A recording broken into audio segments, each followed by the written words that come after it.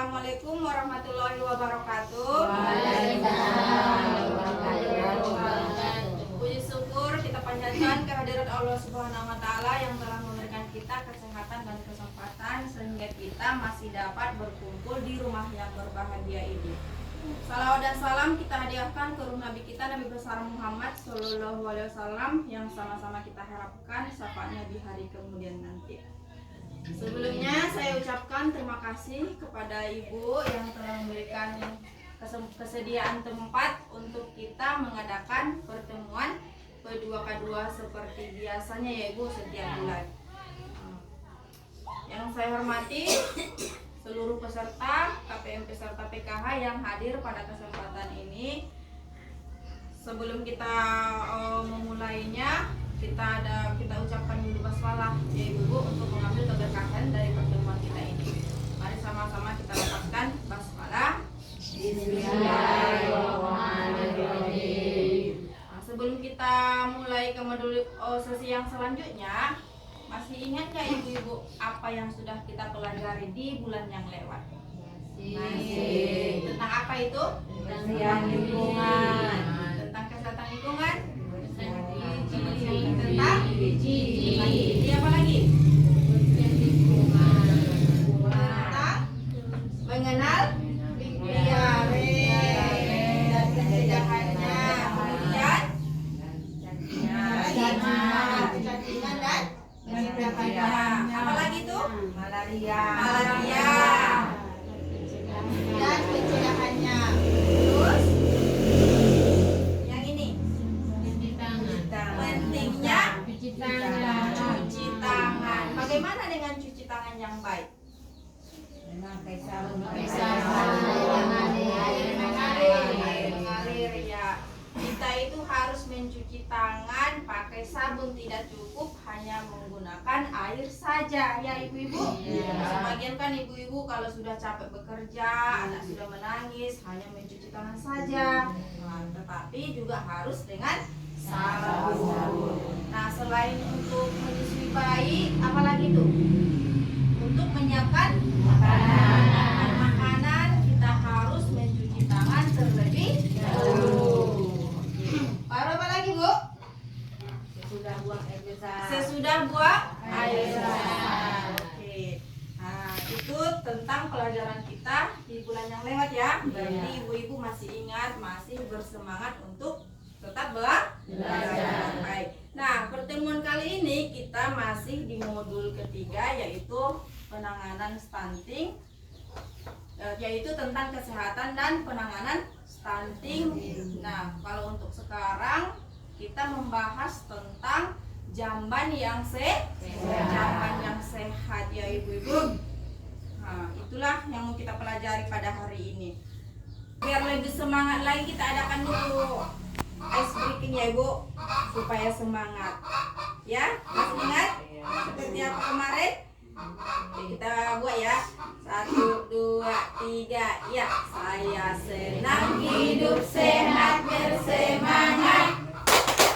Saya senang hidup sehat bersemangat. Saya senang hidup sehat. Saya hidup saya senang. Saya senang hidup sehat bersemangat. Oke, sebelum kita mulai ada di sini video tentang jamban yang sehat. Ibu-ibu silahkan dengarkan dan ditonton bersama ya ibu-ibu.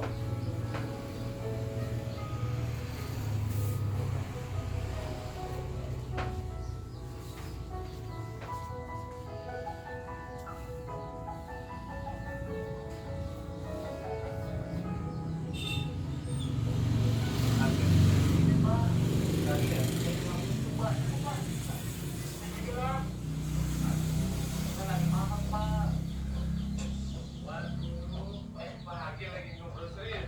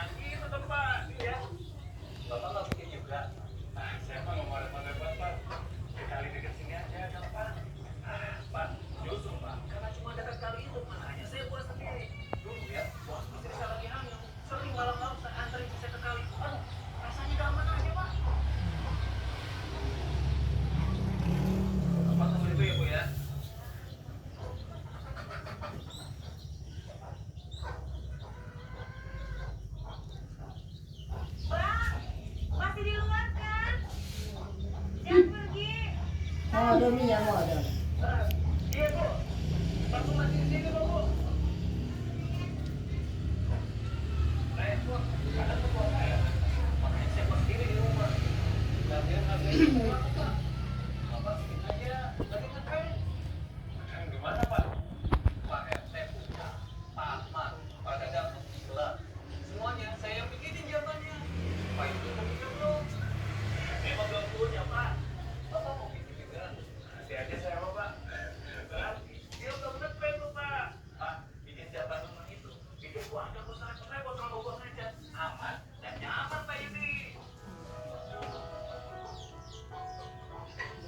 Sama. Oke. Baik ibu-ibu, dari film yang sudah kita tonton bersama ini menegaskan bahwa pesan utama dari film tersebut yaitu jangan BAB sembarangan di kali atau di ruangan terbuka. Buatlah jamban di setiap rumah ya. Jangan sembarangan lagi kita BAB di halaman, di belakang rumah, di kali. Karena kalau di kali itu sungai ya ibu-ibu. Iya. Karena kalau kita BAB di sungai akan mencemarkan lingkungan ya. Karena di sebelah belakang sana ada yang mencuci baju segala macam, mandi. Jadi kalau kita buang air sembarangan kan kotor jadinya. Nah, oke. Kemudian membuat jamban di rumah. Kalau kita tidak punya uang, kita bisa membuat jamban dengan harga yang murah seperti yang sudah kita tonton tadi ya ibu-ibu. Atapnya itu kita tidak perlu memakai semen. Kita bisa menggunakan bilik papan ataupun bambu. Karena kita kan nggak punya uang, jadi kita buat dengan harga yang murah ya ibu-ibu. Nah, ruang jamban juga harus memuat 1 ember untuk cuci tangan. Jadi nanti supaya kita semua sehat, jangan menggunakan jamban yang terlalu sempit. Harus tersedia ember untuk mencuci tangan. Baik, di sini saya mau bertanya dulu kepada ibu-ibu. Sebelumnya di manakah ibu-ibu dan keluarga BAB? Di mana? Di sungai. Tidak di jamban yang sehat ya? Oh iya. Jadi apa itu jamban sehat ibu? Yang bersih. Jamban yang sehat itu adalah jamban yang bersih. Apa manfaat BAB di jamban yang sehat? Supaya tidak mencemari lingkungan, supaya tidak terjadi penyakit. Nah, di sini saya mau bertanya lagi. Siapa di antara ibu-ibu yang sudah memiliki jamban yang sehat dan siapa yang belum memiliki jamban yang sehat? Oh, ini sudah ya? Belum. Ya belum. Ya baik. Yang belum ini nanti kita akan bicara sama pihak desa, mana tahu nanti kita mendapatkan apa? Bantuan untuk jamban yang sehat. Nah, kalau bisa kita usahakan jamban yang sehat itu kita sisihkanlah tabungan kita untuk membuat jamban yang sehat. Dan kita mari sama-sama berdoa supaya ibu ini mendapatkan jamban yang sehat. Mudah-mudahan ya kita sama-sama doakan untuk bulan berikutnya sudah tersedia jamban yang sehat di rumah ya ibu. Amin. Baik. Jamban yang sehat itu ibu-ibu mencegah menularnya penyakit yang seperti yang sudah kita bahas kemarin tentang apa? Diare. Kenapa kita harus memiliki jamban yang sehat? Supaya kita tidak terkena diare ya ibu-ibu. Dan jamban yang sehat itu tidak perlu mahal ya. Nah, di sini ada kriteria jamban yang sehat. Mari sama-sama kita perhatikan ya ibu-ibu. Nah, di sini ada kriteria jamban yang sehat. Yang pertama itu tidak mencemari sumber air bersih. Paling sedikit berjarak 10 meter dari sumur. Nah, maksudnya ini ibu-ibu, jamban yang sehat itu pembuangannya atau septic tanknya itu jauh dari sumur kita ya ibu-ibu, supaya tidak tercemari ke air yang bersih ataupun sumur yang bersih itu. Nah, yang kedua, tersedia air yang bersih. Air yang bersih itu seperti apa? Tidak berwarna, tidak berbau. Ya, tidak berwarna, tidak berbau, tidak ada juga jentik-jentik ya. Nah, itu kita harus menyediakan sumber air yang bersih, atau kita harus menyediakan air yang bersih di dalam jamban yang sehat tadi. Percuma tadi jambannya ada tapi tidak ada airnya kan? Yang selanjutnya tersedia kloset yang bersih, yaitu apa? WC-nya harus bersih. Kita harus rajin membersihkannya. Kalau ada kotoran kita harus menyiramnya ataupun membersihkannya supaya terlihat bersih. Nah, yang selanjutnya tidak bau dan nyaman digunakan. Kenapa bisa itu bau? Karena tidak dibersihkan kan? Nah, kembali ke hal yang bersih tadi. Jadi kita harus membersihkannya supaya tidak bau, dan ketika kita menggunakannya juga sudah terasanya nyaman. Baik. Nah, selanjutnya tersedia tempat cuci tangan yang memadai. Kita sediakan di situ ember atau apa gitu kan Bu Ibu, supaya ada tempat cuci tangannya ataupun menyediakan gayung juga. Nah, yang selanjutnya tetap kering ya. Kita harus melihat kondisi lantainya harus tetap kering. Jangan membiarkan air mengenang di dalam lantai, karena kalau tidak kering itu juga mengakibatkan apa? Penyakit ya.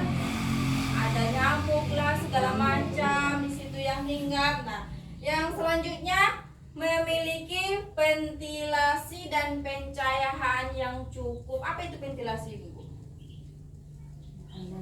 ruangan udara. Ya, ada udara yang masuk dan cahayanya juga cukup. Harus ada cahaya di dalam kamar mandi itu, jangan dia gelap. Karena kalau tidak ada cahaya yang cukup bisa membahayakan kan? Iya. Apalagi kamar mandinya tidak dibersihkan ya. Jadi memiliki ventilasi dan pencahayaan yang cukup. Itulah kriteria jamban yang sehat. Oke. Jadi di sini ada pesan untuk menjaga kesehatan ya ibu-ibu. Yaitu dengan perilaku hidup bersih dan sehat. PHBS namanya. Tahu PHBS ibu-ibu? Perilaku hidup bersih dan sehat. Keluarga menjadi tidak mudah sakit, anak tumbuh sehat dan cerdas. Ibu-ibu kepengen gak anaknya itu sehat, cerdas, pintar? Kepengen gak? Kepengen gak anak-anak kita suatu saat nanti menjadi polisi, menjadi dokter, menjadi guru? Ya kan ibu-ibu? Kepengen kan? Nah, jadi di sini kalau ibu-ibu kepengen anaknya sehat, pintar dan cerdas, mulailah dari diri sendiri, yaitu menjaga kesehatan diri dan keluarga. Di sini yang pertama apa? Cuci tangan dengan menggunakan air bersih yang mengalir dan pakai sabun seperti yang sudah kita jelaskan di bulan yang lewat kan ibu-ibu. Kita itu harus mencuci tangan menggunakan air bersih yang mengalir dan sabun. Tidak cukup hanya menggunakan air. Oke? Yang selanjutnya menjaga kualitas sumber air yang akan digunakan untuk air minum.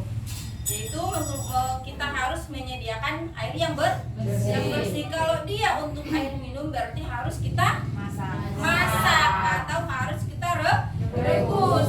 Kemudian kita harus menyediakan tempat air minum itu yang aman. Maksudnya yang aman itu ya, yang ada tutupnya, ataupun kita buat kerannya di bawah kan ibu-ibu. Ada itu kan galon yang sekarang kita buat kerannya di bawah dan ditutupnya itu tertutup rapat. Nah, setelah itu kita harus membersihkan tempat minum itu sekali dalam 3 hari supaya tetap bersih. Dan membersihkannya itu juga menggunakan air yang bersih. Jangan menggunakan air yang seadanya ataupun yang sudah gak bersih lagi ya ibu-ibu. Oke, ataupun kita harus menyediakan makanan dengan menggunakan air yang bersih. Cuci tangan dulu, baru kita menyediakan makanan supaya anak-anak kita yang makan itu dalam keadaan yang sehat. Oke, baik. Nah, yang selanjutnya buanglah sampah pada tempatnya. Sekali dalam satu hari kita harus membuang sampah. Kita harus bisa memisahkan sampah yang organik dan yang non-organik. Kita buat tempatnya ya ibu-ibu. Nah, kita harus membuang sampah itu juga harus ke kemana di sini? Ke pembuangan sampah ya? Ya. Jangan nanti kita sudah menyediakan tempat sampah di rumah, kita membuang sampah itu kita buang ke belakang rumah. Ke belakang rumah ataupun ke halaman, sama saja itu nanti tetap kotor. Jadi kita harus buang sampah pada tempatnya supaya nanti kedepannya kan kita sebagai contoh untuk anak-anak kita ya ibu, ketika ada sampah dia juga harus membuang sampah pada tempatnya. Baik. Nah, selanjutnya biasakan buang air besar di jamban yang sehat dan buatlah jamban untuk keluarga. Ya, seperti tadi kita kan punya anak-anak kan. Jadi di situ kan dia sudah mulai belajar untuk ke jamban yang sehat. Jangan dibiasakan lagi dia kalau di kampung-kampung ini kan di tempat kita biasanya kan ketika anak ingin buang air besar udah di halaman rumah aja. Gitu lah dia. Atau nanti ibu angkat, katanya nanti ibu bersihkan. Kalau ibunya lupa bagaimana itu? Terjadilah penyakit, terjadilah itu kan kotor namanya kan ibu. Jadi makanya tadi kita kembali ke sini, kalau sudah kotor anak-anak diare itu bisa membawa kematian loh ibu-ibu.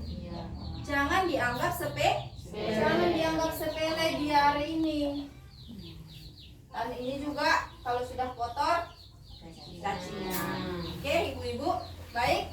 Yang terakhir, kalau sudah terjadi kesakitan pada anak, kita harus segera membawanya ke bidan atau ke fasilitas kesehatan dengan menggunakan apa? Bis. Ya baik. Sudah paham semua ibu? Sudah mengerti apa yang sudah kita pelajari hari ini? Sudah. Ya. Jadi kesimpulannya di sini saya harap ibu-ibu bisa membuat jamban yang sehat di dalam rumah, bisa menjaga kebersihan, membuang sampah pada tempatnya dan mencuci tangan. Kemudian ketika terjadi kesakitan pada anak, kita harus segera membawanya ke fasilitas kesehatan. Ada pertanyaan ibu-ibu? Oke, sebelum kita tutup. Jadi ibu-ibu, semoga apa yang saya sampaikan hari ini dapat bermanfaat dan saya berharap ibu-ibu bisa mempraktekkannya dalam kehidupan sehari-hari. Dimulai dari diri kita dan keluarga. Kita harus menjaga kebersihan lingkungan kita supaya tidak terjadi kesakitan kepada anak. Oke. Saya berharap ibu-ibu semuanya bisa mempraktekkannya dalam kehidupan sehari-hari ya ibu-ibu. Oke, jadi mungkin itu saja dulu yang bisa saya sampaikan pada pertemuan ini. Kita lanjutkan di pertemuan bulan depan ya ibu-ibu. Kita juga akan belajar di sana nanti. Nah, sebelum kita tutup, marilah sama-sama kita melafazkan Alhamdulillahirobbilalamin. Dan saya ucapkan terima kasih kepada ibu-ibu yang telah hadir pada kesempatan ini. Saya tutup. Assalamualaikum warahmatullahi wabarakatuh. Waalaikumsalam warahmatullahi wabarakatuh.